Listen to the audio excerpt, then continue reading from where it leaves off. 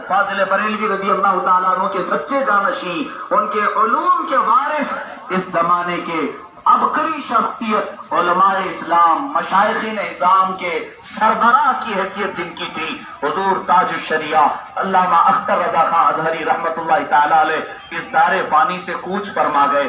میں ان کی زندگی سے خوب واقف ہوں، میرے اپنی زندگی کے 6 سال ان کی تربیت میں گزرے ہیں۔ حضرت نے مجھے پڑھایا، کتابیں پڑھائی، میں خود ان کے پاس لکھا کرتا تھا، ان کی زندگی کے شب و روز کو میں نے کئی دن تک دیکھا ہے۔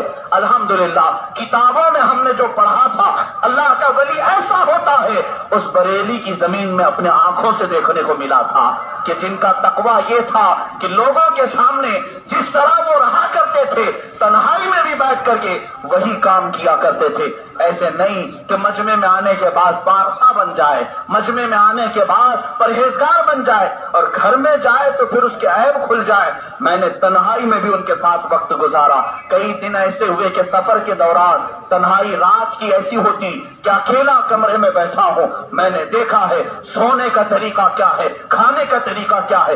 10 سال پہلے ہی آنکھیں بند ہو گئی تھی، دیکھ نہیں سکتے تھے، وہ اگرچہ بصارت مند تھی، بصیرت زندہ تھی، دل کی آنکھیں روشن تھی، کسی کے ہونے نہ ہونے کا انہیں احساس تک نہیں ہوتا تھا۔ کبھی ایسا ہوتا ہے لوگ دیکھ رہے ہیں اس لیے سنت پر عمل کر لو، لوگوں کے اعمال میں نے دیکھے ہیں، بہت سارا مجمع بیٹھا ہے تب سنت پر عمل کرنے کا شوق آ رہا، اور کوئی ہے ہی نہیں تو کہاں سنت؟ سب اپنے اندر کی خرابات نکل آتی ہے، مگر اس مرد مجاہد حضور تاج الشریعہ رحمت اللہ تعالیٰ علیہ کی زندگی پاک کو میں نے سفر کی حالت میں بھی دیکھا۔ جب لوگ ہو یا نہ ہو، آنکھیں تو بند ہیں، انہیں معلوم تک نہیں ہوتا کہ کوئی آس پاس ہے، مگر کوئی عمل رسول اللہ کی سنت کے خلاف نہیں ہوتا تھا۔ حضور اکرم صلی اللہ علیہ وسلم کی شریعت سے ہٹ کر نہیں ہوتا۔ آج ہندوستان کے سینکڑوں نہیں ہزاروں علماء کاملین جو علماء کرام ہیں، مجھ جیسے ہزار بلکہ مجھ سے افضل ان کے ہزاروں شاگردوں میں ایک نکما آپ کے سامنے ہے۔ میرا تو کوئی بڑا علم، میرا کوئی اپنا مقام نہیں، لیکن میں اپنی حیثیت کے مطابق آپ کے سامنے جو کچھ بھی کر سکا وہ اس فیضان تاج الشریعہ کا اثر ہے، ان کی تربیت کا اثر ہے۔ باقی ہمارے پاس سرٹیفکیٹ کے لیے اور کوئی چیز نہیں۔ اگر کوئی مجھ سے یہ پوچھے سند، میں تو کبھی جمع نہیں کیا۔ ہمارے پاس سند ان کی بزرگوں کی خدمت ہی سب سے بڑی سند ہے۔ ان کی بارگاہ میں ہم نے جو وقت بتایا وہی سب سے اہم ہے۔ امام اعظم ابو حنیفہ رحمۃ اللہ علیہ 80 سال کے قریب ہو گئے تھے۔ آپ سے کسی نے پوچھا آپ کی عمر کتنی ہے؟ کہنے لگے 2.5 سال کی عمر ہے۔ 2.5 سال ہے۔ پوچھنے والے نے کہا کیا مذاق کرتے ہیں آپ، اتنے بڑے امام؟ کہا مذاق نہیں، سچ بولتا ہوں۔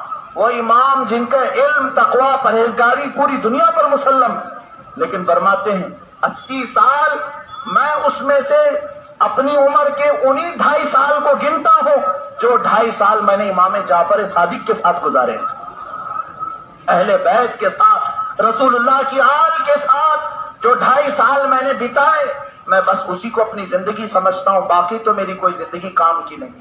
جب وہ مشائخ یہ کہتے ہوں الحمدللہ ہم اپنی زندگی کے انہی شب و روز کو اپنی زندگی سمجھتے ہیں جو ان بزرگوں کی خدمت میں ہم نے گزاری ہے۔ عزیزان گرامی، یہ عبقری شخصیتیں کئی 100 سالوں کے بعد پیدا ہوتی ہیں۔ آج ہندوستان ایک بڑے عالم دین سے محروم ہو گیا ہے۔ آج سنیت پر ایک اتنا بڑا خسارہ ہے کہ ماضی مستقبل قریب میں اس کی تلافی ممکن نظر نہیں آتی۔ وہ جو جگہ خالی ہوئی اس کو 100 لوگ مل کر کے بھر نہیں پائیں گے۔ انہوں نے عالم عرب میں اپنا سکہ جمایا تھا۔ جانتے ہیں مصر میں میرے تعلیم کے دوران جب حضرت تشریف لائے تھے، الحمدللہ میں نے دیکھا علماء عرب جو جلدی کسی کو دیکھنے بھی جاتے نہیں۔ مصر کے اساتذہ کے بارے میں یہ خیال کہ وہ اگر کسی کے جلسے میں چلے جائیں تو کامیابی کی علامت۔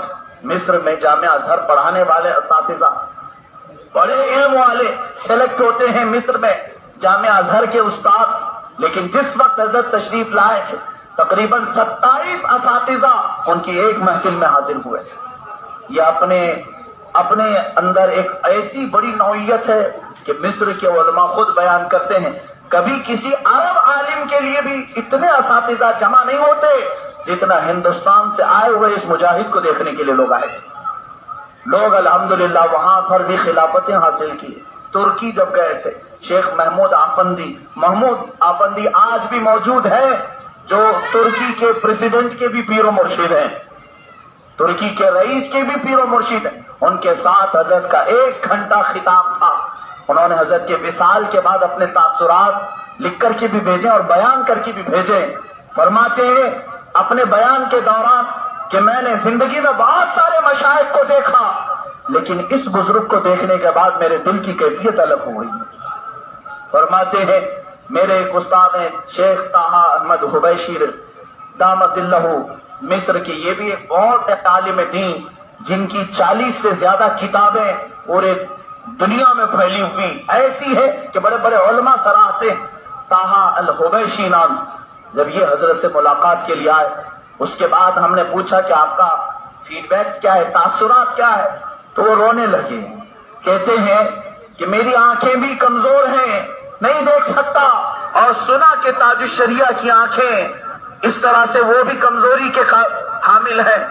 فرماتے ہیں کہ میں جب شام آیا تھا، میری زندگی میں پہلا موقع ایسا آیا ہے کہ میں ان سے ملاقات کے بعد پہلی مرتبہ رسول اللہ کا دیدار کیا تھا. انہوں نے یہ ہمارے سامنے لکھا. یہ ان بزرگوں کو ہم نے کھو دیا جو اللہ تبارک و تعالیٰ کے مقبول اور محبوب بندے تھے.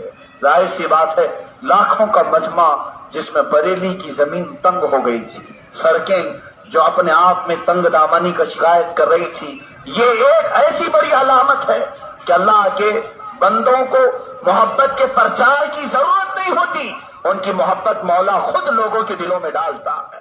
کشا لوگ